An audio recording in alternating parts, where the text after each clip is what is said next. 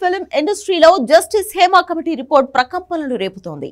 290 పేజీలతో report ready చేసిన justice Hema committee Mollywood చీకటి బాగోతాలను బయటపెట్టింది. Industry అంతా 15 మంది చేతుల్లోనే ఉందని, అవకాశాలు రావాలన్నా, వచ్చిన అవకాశాలు నిలబడాలన్నా అర్పించుకోవాల్సిన పరిస్థితులు నటీమణులకు ఎదురవుతుందని షాకింగ్ రిపోర్ట్ ఇచ్చింది.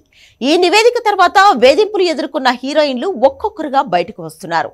తమకు ఎదురైన చేదు అనుభవాలను బయట పెడుతున్నారు. మాలీవుడ్ మాయలో మహిళలు ఎదుర్కొంటున్న సమస్యలపై హేమా కమిటీ ఇచ్చిన రిపోర్ట్ ప్రతి ఒక్కరిని అవాక్కయ్యేలా చేస్తోంది.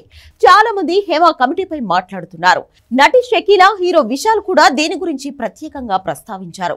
టాలీవుడ్ స్టార్ హీరోయిన్ సమాంత కూడా హేమా కమిషన్ రిపోర్ట్ పై స్పందించింది. కేరళ ఇండస్ట్రీలో హేమా కమిటీ ప్రయత్నంపై అభినందనలు గుప్పించింది. అయితే అక్కడితో ఆగకుండా టాలీవుడ్ వ్యవహారంపై హాట్ కామెంట్స్ చేసింది. దీంతో తెలుగు ఫిల్మ్ ఇండస్ట్రీలో మళ్లీ మీటూ చర్చ మొదలైంది.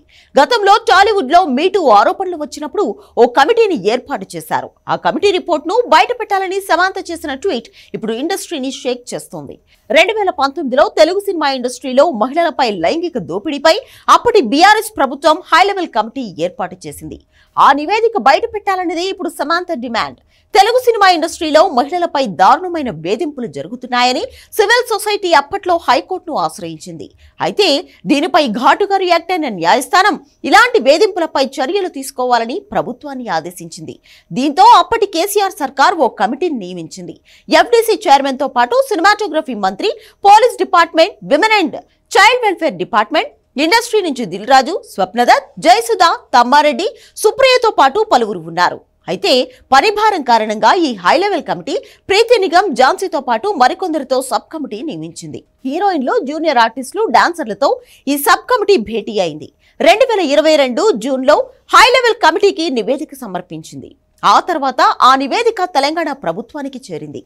అయితే ఆ రిపోర్ట్లో ఏముందో, ఎవరు ఏం చెప్పారో, ఎవరి బాగోతం ఏంటో ఇప్పటికీ బయటకు రాలేదు. ఆ నివేదికను బయట పెట్టాలనే సమాంత డిమాండ్ చేస్తోంది.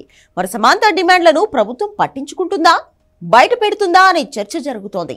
బయట పెడితే మాత్రం మాలీవుడ్ లో ఇక్కడ మరో రచ్చ జరగడం ఖాయమనే అభిప్రాయాలు వినిపిస్తున్నాయి. టాలీవుడ్ కు చెందిన కొందరు హీరోయిన్లు తాము ఎదుర్కొన్న వేధింపులపై బయటకు చెప్పారు. మరి ఆ రిపోర్ట్లో అలాంటి బాధితులు ఇంకెంతమంది ఉన్నారు?